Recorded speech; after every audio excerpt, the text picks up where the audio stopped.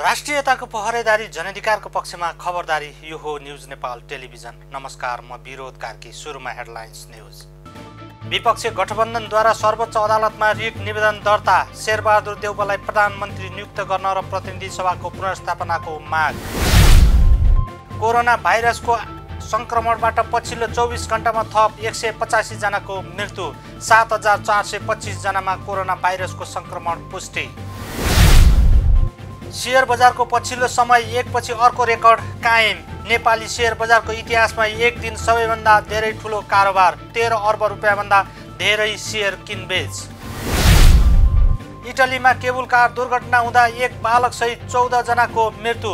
2 जनाको उद्धार गरी अस्पताल भर्ना, एकको अवस्था गम्भीर। र क्रिस्टियानो रोनाल्डोद्वारा अर्को कीर्तिमान रच्न सफल। अन्तिम खेल नखेल्दा पनि उनी सर्वाधिक गोलकर्ताको दोस्रो नम्बरमा।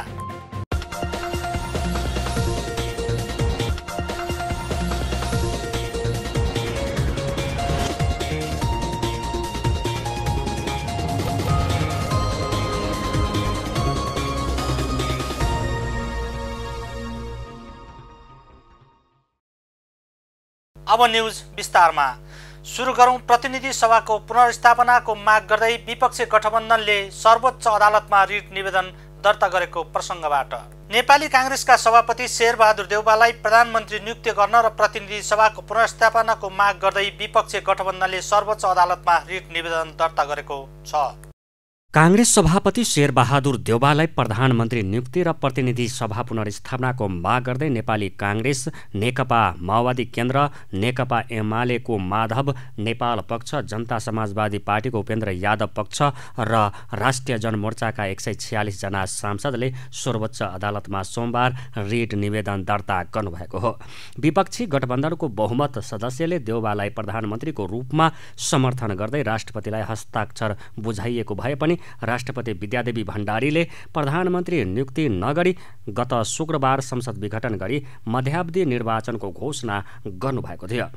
यसकै विरोधमा उत्रिएको विपक्षी गठबन्धनले राष्ट्रपति र प्रधानमन्त्रीले असंवैधानिक कदम चालेको भन्दै अदालतको ढोका ढकढकाइएको हो। माननीय प्रधानमन्त्रीजीले म अब बहुमत देखाउन पनि सक्दिनँ, म बहुमत देखाउन पनि जादिनँ भनेर मन्त्री परिषदबाट निर्णय गरेर वैकल्पिक सरकार गठन गर्नका लागि सम्माननीय राष्ट्रपतिजीलाई अनुरोध गरेर वैकल्पिक सरकार गठन गर्नका लागि प्रक्रिया सुरु गर्नुहोस् भन्नुभयो। तर उहाँ आफै फेरि म प्रधानमन्त्री हुन्छु, बहुमत देखाउँछु भनेर राष्ट्रपतिजीका जानुभयो। वास्तवमा उहाँले वैकल्पिक सरकारका लागि प्रक्रिया सुरु गर्न भनेर राष्ट्रपतिजीलाई भनिसकेपछि उहाँलाई नै फेरि प्रधानमन्त्रीका लागि प्रतिस्पर्धामा जाने हक पनि थिएन, अवस्था पनि थिएन। त्यसका बावजुद पनि राष्ट्रपतिजीले वैधानिक दाबी भएको मान्य शेरबहादुर देउवा र माननीय प्रधानमन्त्री ओलीजीको तुलना गरेर चाहिँ त निर्णय गर्नुभयो, जुन चाहिँ त असंवैधानिक हो। तेस्रो कुरा, राष्ट्रपतिजीले प्रधानमन्त्रीजी जुन आफै वैधानिक रूपले प्रधानमन्त्री हुनुभएको थिएन, उहाँले हठात प्रतिनिधि सभाको विघटन गर्ने, प्रतिनिधि सभाको हत्या गर्ने काम गर्नुभएको हुनाले हामीले सर्वोच्च अदालतमा रिट दायर गर्नु पर्यो। हाम्रा मुख्य दुईटा माग हुन्। एउटा, संविधान सम्मत रूपले, संवैधानिक रूपले प्रतिनिधि सभाको तत्काल कायम संख्याको बहुमतको दाबी गरेर संविधान बमोजिम प्रधानमन्त्री हुनु पर्ने शेरबहादुर देउवाजीलाई प्रधानमन्त्री नियुक्त गर्नका लागि आदेश माग्ने सर्वोच्च अदालतबाट हामीले त्यो अपेक्षा गरेका छौँ। र अर्को, जुन चाहिँ त असंवैधानिक ढङ्गले प्रतिनिधि सभाको विघटन भएको छ, प्रतिनिधि सभाको पुनर्गठनको दुईटा मूल माग लिएर हामी सर्वोच्च अदालतमा 146 जना मान्यजीहरू आज आउनुभएको छ। साथीहरूलाई मैले त्यही आग्रह गर्न खोजेँ। धन्यवाद। नेकपा एमालेका नेता भीम रावलले राष्ट्रपति र प्रधानमन्त्रीले नेपालको लोकतन्त्र र संविधान कुल्चिने काम गरेकाले संविधान विपरीतका क्रियाकलाप र अलोकतान्त्रिक गतिविधिका विरुद्धमा सर्वोच्चमा रिट निवेदन दर्ता गरिएको बताउनुभयो। म जम्मा 93 जनामा सीमित भएँ। अब राष्ट्रपतिबाट अर्को प्रधानमन्त्रीको लागि प्रक्रिया आरम्भ गरियोस् भनेर उहाँले पत्र पठाउनु भयो। त्यो पत्र बमोजिम सबैलाई थाहा छ। यहाँहरूलाई हामीले 149 जना प्रतिनिधि सभाका सदस्यहरूको हस्ताक्षरसहित राष्ट्रपति समक्ष दाबी पेश गरेका थियौँ र नेपाली काङ्ग्रेसका सभापति शेरबहादुर देउवाजीले प्रधानमन्त्रीको रूपमा हामीले प्रस्तावित गरेका थियौँ। त्यसमा प्रवेशै नगरी राष्ट्रपतिले प्रधानमन्त्रीसँग मेलोमतो गरेर संविधान मिचेर उहाँले जसरी मध्यरातमा फेरि प्रतिनिधि सभा विघटन गर्ने प्रधानमन्त्रीको सिफारिसलाई उहाँले अनुमोदन गर्नुभयो। यसरी नेपालको लोकतन्त्र, नेपाली जनताले धेरै कठोर सङ्घर्ष आन्दोलनबाट प्राप्त गरेको उपलब्धि नेपालको संविधानमाथि जसरी उहाँले कुल्चने काम गर्नुभयो, त्यसको विरुद्धमा हामी राजनीतिक दलहरू, देशका अरू प्रमुख राजनीतिक दलहरू लगायत हामी नेकपा एमालेका सांसदहरू समेतले हामीले त्यसको विरोध गऱ्यौँ र फलस्वरूप हामीले सर्वोच्च अदालतमा प्रधानमन्त्री र राष्ट्रपतिले गरेका ती संविधानका प्रावधान विपरीतका क्रियाकलापहरू, अलोकतान्त्रिक गतिविधि र निर्णयको विरुद्धमा हामीले सर्वोच्च अदालतमा रिट निवेदन दिने निर्णय गरे अनुरूप भर्खरै हाम्रो रिट निवेदन दर्ता भएको छ। प्रतिनिधि सभाका बहुसङ्ख्यक सदस्यहरू 146 जनाले हामीले त्यो रिट निवेदनमा हस्ताक्षर गरेर शनाखत गरेर सशरीर उपस्थित भएर हामीले त्यो निवेदन प्रस्तुत गरेका छौँ। केही त्यसमा सदस्यहरू कोरोना विषाणुको सङ्क्रमणबाट यहाँ आउनु नमिल्ने भएको हुनाले उहाँहरूले आफू कोरोना सङ्क्रमणमा परेको चिकित्सकको प्रमाणपत्र सहित उहाँहरूले ती सहमति पनि जनाउनु भएको छ। हामीलाई विश्वास छ नेपालको लोकतन्त्र जो यहाँहरू जस्ता कयौँ सञ्चारकर्मी, बुद्धिजीवी, नेपाली जनताले पसिना बगाएर कतिले बलिदान दिएर हामीले निर्माण गरेको जुन नेपालको संविधान छ, हामीले प्राप्त गरेको लोकतन्त्र छ, त्यसको रक्षाको लागि हाम्रो यो रिट निवेदन एउटा महत्त्वपूर्ण पाइला साबित हुने रहेछ भन्ने कुरामा हामीहरू विश्वस्त छौँ। नेपाली काङ्ग्रेसका नेता गगन थापाले प्रधानमन्त्रीको स्वेच्छाचारी गतिविधिका कारण पटक पटक अदालतमा आउनुपर्ने अवस्था आएको बताउनुभयो। पूर्व प्रधानमन्त्री उहाँहरूले आफ्नो रिट निवेदन दर्ता गरिसक्नुभयो। अरू सांसद साथीहरूले हामी केहीले गऱ्यौँ, केहीले गर्ने क्रम जारी छ। संख्या घट्यो नि, बहुमत दाबी गर्दा भन्दा मुद्दामा आउँदाखेरि यसलाई यसरी हेरौँ, यो आजबाट प्रक्रिया प्रारम्भ भएको छ। साथीहरूले आफ्नो हिसाबले दिनका निम्ति अझै पनि दिनहरू बाँकी नै खुलै छ एउटा कुरा। दोस्रो कुरा, यहाँ रिट दिने कुरा फरक कुरा हो। अस्ति जतिजना साथीहरूले त्यहाँ हस्ताक्षर गरेर माननीय शेरबहादुर देउवालाई प्रधानमन्त्रीको रूपमा प्रस्तावित गर्नुभएको छ, ती कोही पनि साथी त्यो दिन हस्ताक्षर गरेको कुराबाट कोही पनि साथी त्योभन्दा पछाडि फर्किनु पनि भएको छैन र उहाँहरू फर्कन पनि सक्नुहुन्न। किन यत्रो दिन भइसक्यो उहाँहरू आफूले हस्ताक्षर गर्नु, रिट दिने नदिने भन्ने कुरा आफ्नो स्वेच्छाको सुविधा छ। तपाईँहरू पटक पटक सर्वोच्चमा संसद विघटनको रिट लिएर आउने विषयमा बहस गरिराख्नुपर्ने स्थिति बनेको छ। स्थिरता भनेर जुन ढङ्गले संविधान निर्माण गरियो त्यसपछिको राजनीतिक अवस्थालाई तपाईँले निहाल्दा कसरी लिनु भएको छ? यस्तो संविधान विरोधी, गैर जिम्मेवार, अयोग्य र अहङ्कारी प्रधानमन्त्री हामीले प्राप्त गरौँला भन्ने कुराको कल्पनै थिएन जतिखेर हामीले संविधान ल्याउँथ्यौँ। त्यसैले यसरी पटक पटक न्यायालय आउनुपर्छ भन्ने कुरा त्यो संविधानको धाराहरू लेख्दै गर्दाखेरि हामीले कहिले अनुमानै नलागेको विषय थियो।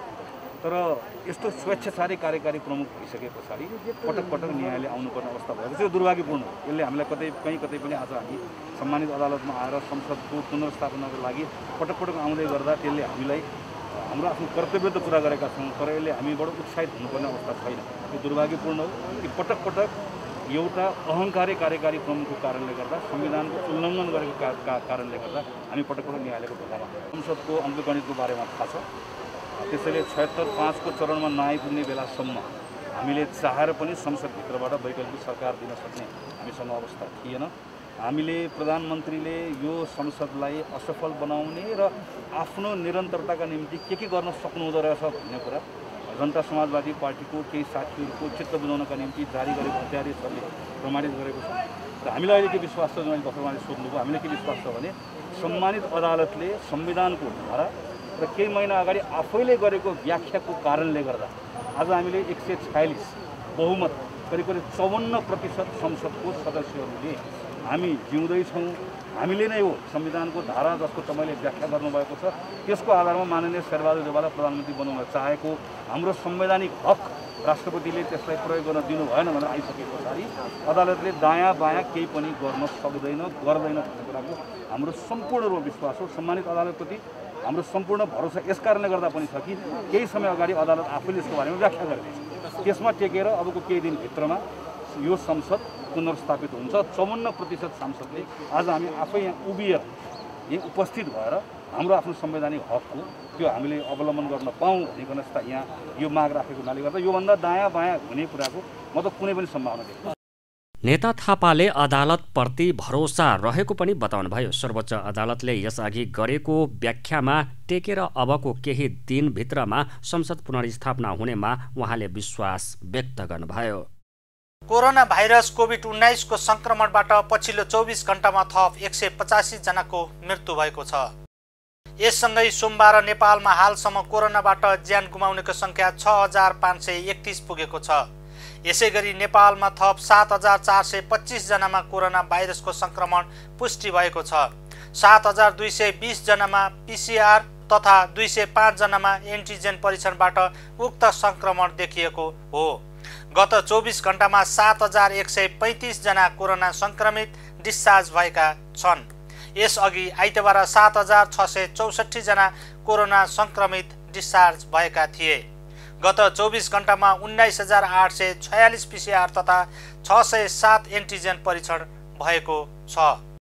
कोभिड-19 संक्रमणको दोस्रो लहरसँगै यति बेला संघीय राजधानी काठमाडौँ लगायत अधिकांश स्थानमा निषेधाज्ञा लगाइएको छ।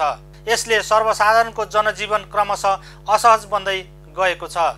निषेधाज्ञाको तेस्रो हप्ता पुग्दै गर्दा कोरोना संक्रमणको पहिचान दर र मृत्यु संख्या घट्न सकिरहेको छैन। सरकार कोरोना संक्रमण कम गराउन हर तहरले लागिरहेको छ। सरकारले कोरोना विरुद्धको खोपका लागि विश्व समुदायसँग सहायता मागिरहेको छ। यससँगै सरकारलाई विभिन्न सङ्घ संस्था धात्री निकायहरूले विभिन्न किसिमका स्वास्थ्य सामग्री सहयोग स्वरूप प्राप्त भइरहेको छ। यसरी प्राप्त हुने स्वास्थ्य सामग्री आकस्मिक उपचार सेवाको लागि प्रयोग हुने र दैनिक व्यवहारमा प्रयोग हुने दुई प्रकारका छन्। सहयोग स्वरूप प्राप्त हुने आकस्मिक सेवाका स्वास्थ्य सामग्रीको गुणस्तर, परीक्षण र कार्य सघनताको मूल्याङ्कन गरेको पाइँदैन। महामारीको समयमा अभाव हुने यस्ता सामग्रीले तोकेभन्दा कम काम गरे वा गुणस्तरीय काम गरेनन् भन्ने बिरामीको ज्यान नै जोखिममा पर्ने देखिन्छ। यसमा सहयोग लिने निकाय चनाखो हुनुपर्ने यस क्षेत्रका जानकारहरू बताउँछन्। काठमाडौँका विभिन्न ल्याबहरू र अस्पतालहरूमा परामर्शदाताको रूपमा काम गर्दै आउनुभएका बायोमेडिकल इन्जिनियर हरिराम दवाडीले आकस्मिक स्वास्थ्य सेवा उपचार र कोरोनाको सघन उपचारमा प्रयोग भइरहेको स्वास्थ्य सामग्री तथा उपकरणको गुणस्तर र काम गराइबारे सही ढङ्गले परीक्षण नहुँदा जोखिम बढिरहेको बताउनुभयो। उहाँले पछिल्लो समय अभाव र आवश्यकताको अनधिकृत रूपमा फाइदा उठाउँदै बजारमा भेन्टिलेटर, हाई फ्लो मेसिन र अक्सिजन कन्सल्टेन्टर धेरै नक्कली आउन थालेकाले सचेत रहन आग्रह गर्नुभयो। नेपाल सरकारबाट चाहिँ जस्तै कसैले किनेर लिएर आउँछ भने पनि किनेर लिएर आइसके पछाडि अब डोनेसन गर्ने ठाउँमा पनि त्यसको सामान कस्तो हो त गुणस्तर, अब लगानी गर्नेले लगानी गरेर दिएको छ तर गुणस्तर कस्तो हो भनेर चाहिँ अहिलेसम्म गुणस्तर चेक गरेर दिइरहेको अवस्था छैन। जुन चाहिँ एउटा चाहिँ यो सामान दिँदा हुन्छ भन्ने खालेमा चाहिँ मान्छेले त्यसको आधारमा मात्रै टेकेर गरेको छ। त्यो इक्विपमेन्टको क्वालिटी चेक गर्नको निमित्त चाहिँ तपाईँको एउटा चाहिँ क्वालिटी एउटा मापदण्ड छ। त्यो मापदण्ड अनुसार तपाईँको चाहिँ जस्तै ISO-C सर्टिफाइड कम्पनीहरू कुन परिस्थितिमा कुन इक्विपमेन्ट दिने अथवा कस्तो इक्विपमेन्टहरू चाहिँ गभर्मेन्टले रिसिभ गर्ने भन्ने कुरा चाहिँ उहाँहरूले बुझ्नुपर्ने हो। र नेपालमा प्राविधिक बायोमेडिकल इन्जिनियरहरू त्यसको चाहिँ बारेमा हेर्न सक्ने सबै नियमन निकायहरू छन् हैन। र त्यसलाई चाहिँ अहिलेसम्म गरिरहेको अवस्था छैन। त्यसलाई चाहिँ सरकारले पनि लिँदाखेरि मैले कस्तो किसिमको चाहिँ गुणस्तरको ventilator, anaesthesia, high flow nasal क्यानुलादेखि लिएर गरेर जुन अहिले कोभिड आइसियुमा युज हुने उपकरणहरूदेखि लिएर गरेर पल्स अक्सिमिटरदेखि सबै चिजहरू कस्तो मैले लिएर आइरहेको छु र कस्तो दिइरहेको छु भन्ने चाहिँ एउटा चाहिँ क्वालिटीको चाहिँ चेक गर्न जरुरी छ। अहिलेसम्म त्यस्तो चाहिँ भइरहेको छैन। यस्तै मेडिकल स्वास्थ्य सामग्री तथा उपकरणको बिक्री वितरण गर्दै आइरहेका व्यवसायीहरूले पनि सामग्री उपकरण खरिद गर्न प्रयोग गर्नु पूर्व धेरै विचार गर्न र अध्ययन गरेर मात्र निर्णय लिन आग्रह गरेका छन्। स्वास्थ्य सामग्री तथा उपकरण बिक्री गर्दै आउनुभएका व्यवसायी तथा रसायन तथा मेडिकल आपूर्ति सङ्घ नेपालका अध्यक्ष सुरेश घिमिरेले कोरोना संक्रमणको जोखिम बढेसँगै आकस्मिक स्वास्थ्य सेवा उपचारका लागि प्रयोग हुने उपकरणको खरिद र प्रयोगले व्यक्तिहरूको ज्यान जोखिममा पर्न थालेको बताउनुभयो। उहाँले प्राविधिक ज्ञानसहित प्रयोग गर्नुपर्ने उपकरणहरू घर घरमा प्रयोग हुनुको साथै बजारमा नक्कली सामानको बिक्री वितरण बढेको बताउनुभयो। नियमनकारी निकाय भनौँ न भने पनि हाम्रो डिफाइन्ड छैन। स्वास्थ्य मन्त्रालयले गर्ने हो तर उनीहरूको चाहिँ डिफाइन्ड उसले गर्न सकेका छैन। अब चाहिँ हामीले कसरी गर्ने? अब कम्पनी लिस्टिङ गरौँ भने त पनि गर्न सकेका छैन। कमसेकम यो कम्पनीको चाहिँ यो क्वालिटी ठिक छ, यो चाहिँ इम्पोर्ट गर्न पाइन्छ भनेर भन्ने स्थिति भएको भएदेखि त्यही कम्पनीको मात्रै इम्पोर्ट गर्न दिने सिस्टम गरेदेखि हुन्थ्यो। तर यो क्वालिटीमा चाहिँ धेरै चाहिँ प्रब्लम आइरहेछ। त्यही अक्सिजन कन्सन्ट्रेटर क्वालिटीको नआएको हेर्नु है। अब क्वालिटीको नआएको 3 लिटरको अथवा चाहिँ अक्सिजन प्युरिटी चाहिँ 93 ± 3% हुनुपर्ने त्यो नभएको 25-30 हजारमा मार्केटमा बेचेको भन्ने हामीले जानकारी पाएर सर्कुलर गऱ्यौँ। त्यो बेला त्यस्तो नकिनेर नबेच्नु होला। त्यो चाहिँ मान्छेहरू चाहिँ अक्सिजन त यत्तिकै हावामा नि 25-30% हामीले लिन सकिन्छ होइन। त्यो मेसिन लगाएर त्यो चाहिँ किनेर मान्छेहरू चाहिँ ढुक्क भएर चाहिँ अक्सिजन आयो भनेर चाहिँ कन्सन्ट्रेट आउँछ भनेर चाहिँ गर्ने। तर चाहिँ त्यसमा डिपेन्डेन्ट हुँदा त मान्छे दमको रोगीहरू त मर्न सक्ने सम्भावना हुन्छ। अब क्वालिटीलाई मात्र कसरी इन्स्योर गर्ने, कसरी अब चाहिँ उ गर्ने भने हाम्रो चाहिँ अनुभवीहरूले त क्वालिटीकै मगाइरहेछ होइन। तर चाहिँ अरू चाहिँ जुन हाम्रो छाताभन्दा बाहिरको साथीहरू, नयाँ व्यवसायहरू जुन चाहिँ अरू व्यवसाय थप्पो भएर यो मेडिकलमा अहिले चाहिँ फाइदा छ भने यता काम गर्न आउनुभएको छ, उहाँहरूले गर्दा अलिकति चाहिँ समस्या परेको मैले बुझेको चाहिँ त्यो छ है। यसैबीच बजारमा छ्यापछ्याप्ती कम गुणस्तर र नक्कली सामान आउन थालेपछि स्वास्थ्य तथा जनसङ्ख्या मन्त्रालयले भने स्वास्थ्य सामग्री उपकरणको गुणस्तर परीक्षण गरिने बताएको छ। मन्त्रालयका सहप्रवक्ता डाक्टर समीर अधिकारीले आकस्मिक सेवा उपचारमा प्रयोग हुने उपकरण सामग्री मन्त्रालयले तोकेको मापदण्ड बाहेक नकिन्न र प्रयोग नगर्न अनुरोध गर्नुभयो। मन्त्रालयले उपकरण सामग्री सहयोग लिँदा पनि तोकिएको मापदण्डभित्र परेको मात्र लिने नीति बनाएको डाक्टर अधिकारीले बताउनुभयो।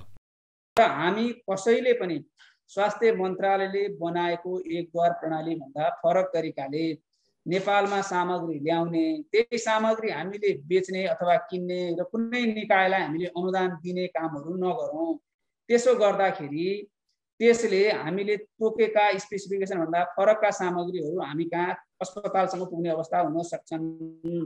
यसले हामीले खोजे अनुसारको लगानी गरेको हिसाबले खोजे अनुसारको प्रतिफल नपाउने अवस्था हुन सक्छ। त्यही भएर यो प्राविधिक विषयमा प्राविधिक ज्ञान र सिपको आधारमा निर्णय गर्न, समन्वय गर्न, कार्यान्वयन गर्न, सहजीकरण गरिदिनु हुन फेरि पनि मैले सबैलाई अनुरोध गर्छु। एकद्वार प्रणालीबाट हामीले बनाएको विज्ञहरूको कार्यदलबाट त्यो सबै कुरा हुँदै गयो भने सहज हुँदै जाने वातावरण हुन्छ। अन्यथा सामान नेपाल आइसक्छ, हामीलाई त्यो सामान किन्नु परेछ, चाहिएको छ, ल्याउनेलाई बेच्नु परेको हुन्छ, हामी अनुदानमा लिएको जस्तो नि देख्ने हुन्छ। अनि त्यसले अलिकति समस्या बनाउन सक्छ। कहीँ कतै हामी कुनै पनि निकायहरूले बाहिरबाट सामग्रीहरू अनुदानमा लिन समन्वय गरिराखेका छौँ भने पनि स्वास्थ्य मन्त्रालयको समन्वय बिना नगरिदिउँ, नगराउँ। किनभने अहिलेको समस्या जुन हामी कोभिडको चुनौतीपूर्ण अवस्था भनेको स्वास्थ्य मन्त्रालयको विश्लेषणका आधारमा स्वास्थ्य मन्त्रालयले बाहिरी विकास साझेदार निकायहरूसँग गरेको अनुरोधका आधारमा बाहिरी सहयोगहरू सुरु हुन थालेको हो। यो सुरु हुन थाल्दै गर्दा हामीले यी समस्याहरू हुन सक्छन्, यी समस्याहरूको समाधान यसरी गर्नुपर्छ भनेर पनि योजना बनाएका छौँ। यो भनेको सामग्रीहरूको न्यायोचित वितरण हुन र हामी कहाँ आवश्यक भएका चिजहरू मात्रै आइपुग्न, आइपुगेका चिजहरू हामी कहाँ प्रयोग हुन्छ भन्ने कुराको सुनिश्चितता गर्नका लागि हुन्। यो कुराहरू हामीले बुझिदिनु पर्ने हुन्छ। पछिल्लो समय मित्र राष्ट्र चीनबाट आयात गरिएका विभिन्न सङ्घ संस्थाले सहयोग हस्तान्तरण गरेका चीनमा निर्माण भएका स्वास्थ्य सामग्री उपकरणमा गुणस्तर कायम हुन नसकेको पाइएको छ। विश्व बजारमा चीनको निर्माण उत्पादन भएका आकस्मिक स्वास्थ्य उपचार तथा सेवामा प्रयोग हुने उपकरणलाई राम्रो मानिँदैन। सोमबार स्वास्थ्य तथा जनसङ्ख्या मन्त्री हृदयेश त्रिपाठीले कोरोना संक्रमणको दर अपेक्षाकृत रूपमा कम नभएको बताउनु भएको छ। पछिल्लो एक साताको तथ्याङ्क हेर्दा औसतमा दैनिक 20,000 नमुना परीक्षण गर्दा 8,300 जनामा संक्रमण पुष्टि हुने गरेको बताउनु भएको हो। पत्रकार सम्मेलन गरी मन्त्री त्रिपाठीले व्यक्तिहरूको आवत जावतमा प्रभावकारी नियन्त्रणमा नआएको र केही सेवा सुचारू रहेकाले संक्रमण दर अपेक्षाकृत रूपमा नियन्त्रणमा आउन नसकेको प्रश्न पार्नुभयो। अहिले कोभिड-19 को महामारी विरुद्ध मन्त्रालय र नेपाल सरकारबाट गरिएका महत्त्वपूर्ण कामहरूको विषयमा यहाँहरूलाई जानकारी गराउने उद्देश्यले र यहाँहरू मार्फत आम नेपाली जनतालाई जानकारी गराउने उद्देश्यले यो प्रेस मिट कार्यक्रमको आयोजना गरिएको हो। यदि अहिलेको अवस्था वर्तमान अवस्था के छ, भइरहेका कामहरू के छन् र भविष्यमा के गर्न सकिने स्थिति छ, मन्त्रालयको तर्फबाट समग्र नेपाल सरकारको तर्फबाट गरिएका कामहरूको जानकारीको सुरुवात यदि गर्ने हो भने अहिले नेपालमा देखा परेको नयाँ भेरिएन्ट जसलाई B1.617.2 भेरिएन्ट मुख्य रूपमा फैलिएको देखिन्छ। यो पहिलेको भेरिएन्ट भन्दा बढी संक्रामक छ र घातक पनि छ। नेपाल नागरिकता पहिलो संशोधन अध्यादेश 2078 नेपालको संविधानमा भएको व्यवस्था अनुरूप नै आएको बताउनु भएको छ। सोमबार महान्यायाधिवक्ताको कार्यालयमा पत्रकार सम्मेलन गर्दै महान्यायाधिवक्ता रमेश बडालले जारी भएको नागरिकता सम्बन्धी अध्यादेश संविधान सम्मत र संसदीय समितिले पास गरेको विषय मात्रै समेटेर ल्याइएको बताउनुभयो। संविधानले व्यवस्था गरेको भए पनि 2072 असोज 3 पछि कयौं मानिसहरूले नागरिकताबाट वञ्चित हुनु परेकोले अध्यादेश जारी गर्नु परेको उहाँले बताउनुभयो।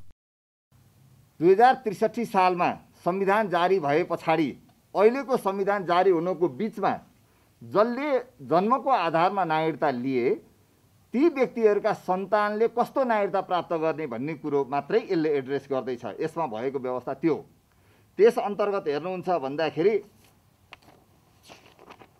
जम्मा देशभरिमा जन्मको आधारमा नागरिकता प्राप्त गर्ने नेपालीहरूको संख्या 77 जिल्लाबाट प्राप्त सूची हेर्ने हो भने 1,90,726 जना हुनुहुन्छ।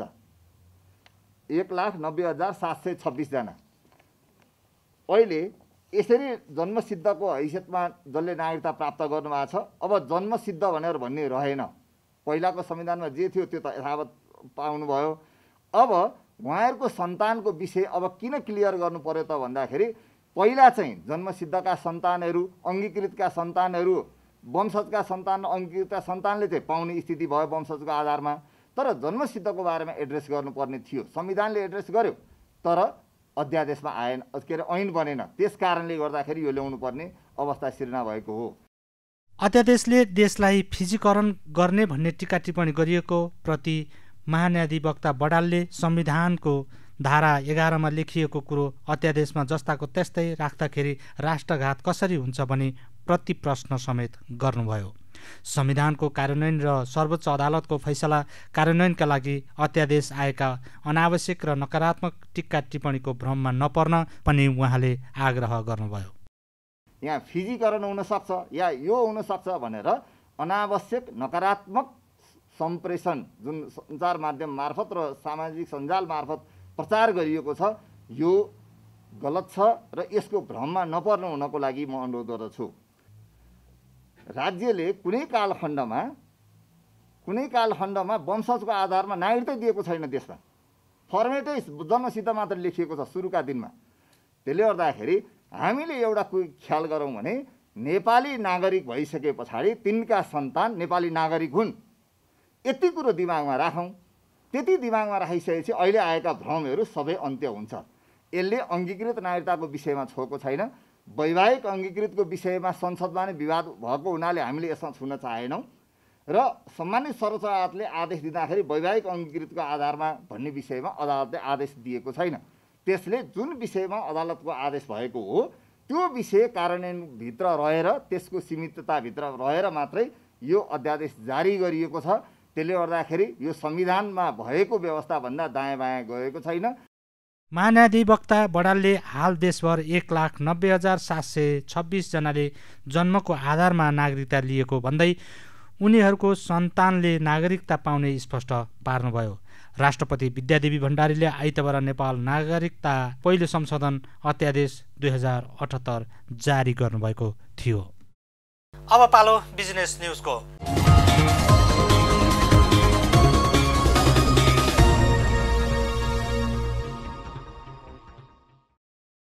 शेयर बजार पछिल्लो समय एकपछि अर्को रेकर्ड कायम गर्न थालेको छ। आइतबार शेयर कारोबार मापक नेप्से परिसूचक 2820 नागेर कायम रेकर्ड राखेको बजारले सोमबार नयाँ रेकर्ड राखेको छ। नेप्से परिसूचकसँगै शेयर कारोबार रकमले ऐतिहासिक रेकर्ड राखेको हो। सोमबार एकै दिन 13 अर्ब रुपैयाँ भन्दा धेरै शेयर किनबेच भएको छ।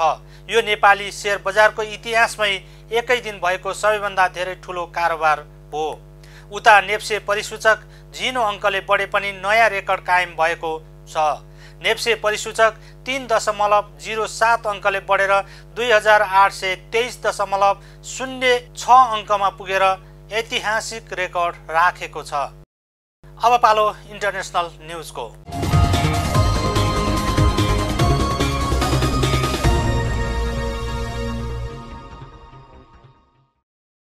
इटलीमा केबल कार दुर्घटना हुँदा एक बालक सहित 14 जनाको मृत्यु भएको छ। इटलीको एक रिसोर्टबाट उत्तरी क्षेत्रमा रहेको म्यागियोर पहाडतर्फ गएको केबल कार दुर्घटना हुँदा उनीहरूको मृत्यु भएको हो। 16 जना यात्रु सवार केबल कार पहाडको विगत क्षेत्रमा खसेको बताइएको छ। मृत्यु हुनेमा 5 जना इजरायली पर्यटकहरू रहेका छन् भने बाँकी इटलीका नागरिकहरू रहेका छन्। घटनामा उद्धार गरिएका एक बालक सहित अर्का 1 जना भने अस्पताल भर्ना गरिएको छ, जसमा बालकको अवस्था गम्भीर रहेको बताइएको छ। यसैबीच इटलीका प्रधानमन्त्री मारियो ड्रागीले घटनाप्रति दुःख व्यक्त गर्दै घाइतेहरूको शीघ्र स्वास्थ्य लाभको कामना गरेका छन्। दुर्घटनाको कारणबारे अनुसन्धान थालिएको जनाइएको छ। भारतमा हालै आएको ताउते चक्रपातको प्रभाव सकिन नपाउँदै यस चक्रपातको सामना गर्न भारत सरकारले तयारी थालेको छ। यसका लागि सेनाका 4 विमान र हेलिकप्टर तयारी अवस्थामा राखिएको छ भने संयौं उद्धारकर्मीहरूलाई भारतको विभिन्न राज्यहरूमा तैनाथी अवस्थामा राखिएको छ। यस चक्रवात आउन सक्ने संकेत पछि बसेको उच्च स्तरीय बैठक लगतै भारतका प्रधानमन्त्री नरेन्द्र मोदीले उक्त तयारी गरिएको जानकारी दिँदै सबैलाई सतर्कता अपनाउन अपील गरेका छन्। भारतका मौसमविदहरूले भारतको बंगालको खाडीमा यही मे 26 तारिखमा प्रति घण्टा 155 देखि 165 किलोमिटरको दरले उक्त चक्रवात आउने जानकारी दिएपछि तयारी थालिएको हो। यो चक्रवात बंगालको खाडी हुँदै उडिसाको तटीय क्षेत्र हुँदै भारतका अन्य जिल्लाहरूमा प्रवेश गर्ने अनुमान गरिएको छ। यसैबीच प्रधानमन्त्री मोदीले चक्रवात सम्भावित जिल्लाका स्थानीय बासिन्दालाई सुरक्षित स्थानतर्फ स्थानान्तरण गर्न स्थानीय निकायहरूलाई निर्देशन दिएका छन्। भारतमा ताउते चक्रवातका कारण ठूलो संख्यामा मानवीय क्षति भएको थियो भने हजारौं मानिसहरू प्रभावित भएका थिए। अब पालो स्पोर्ट्स न्युजको।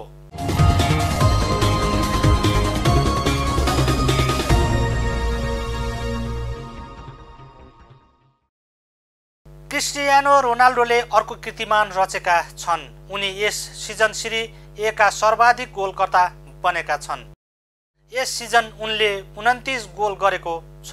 36 वर्षीय रोनाल्डोले अन्तिम खेल नखेल्दा पनि उनी सर्वाधिक गोलकर्ताको दोस्रो नम्बरमा रहेका सेमुल लुकाकु भन्दा 5 गोल बढी गर्न सफल भएका छन्।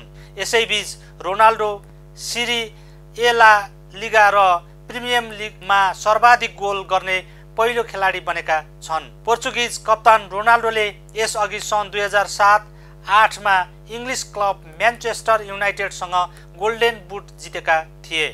त्यस्तै सन् 2010, 11, 2013, 14 र 2014 र 15 मा उनले रियल म्याड्रिडसँग पिचिची अवार्ड पनि जितिसकेका छन्। रोनाल्डोले युभेन्टसका लागि 97 खेलमा 81 गोल गरिसकेका छन्। उनी सन् 2018मा रियल मड्रिड छोडेर युभेन्टस आएका थिए। हामी न्युज बुलेटिनको अन्त्यमा आइपुगेका छौँ। जाँदा जाँदै हेडलाइन्स न्युज पुनः एकपटक।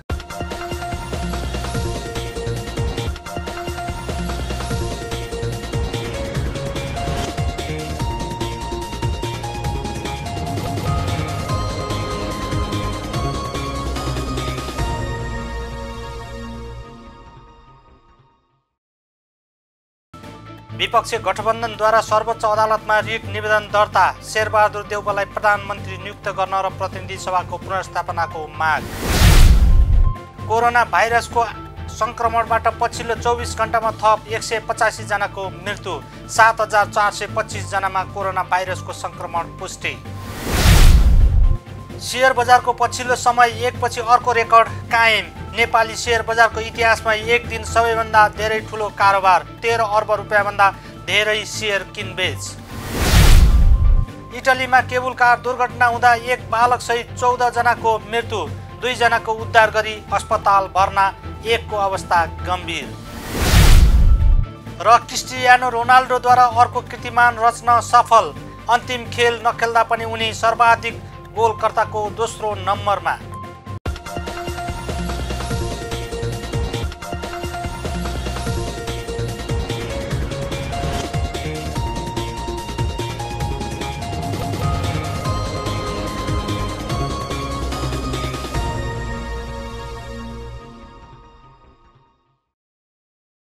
अहिलेलाई न्युज नेपालको न्युज बुलेटिन यति नै। हाम्रो न्युज र कार्यक्रमहरू युट्युब र फेसबुकमा पनि प्रत्यक्ष हेर्न सक्नुहुनेछ। राष्ट्रियताको पहरेदारी, जनाधिकारको पक्षमा खबरदारी हेर्दै रहनुहोला न्युज नेपाल टेलिभिजन। नमस्कार।